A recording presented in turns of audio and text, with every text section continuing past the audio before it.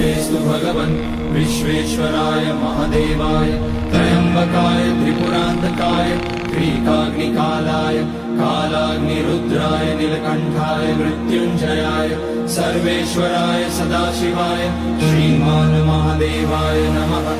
ॐ नमः शम्भवाय च मयोभवाय च नमः शङ्कराय च मयस्कराय च नमः शिवाय च शिवतराय च। ॐ त्र्यम्बकं यजामहे सुगन्धिं पुष्टिवर्धनम् उर्वारुकमिव बन्धनान् मृत्योर्मुक्ष्यमामृतात्। नागेन्द्रहाराय त्रिलोचनाय भस्माकराय महेश्वराय नित्याय शुद्धाय दिगम्बराय तस्मै नकाराय नमः शिवाय।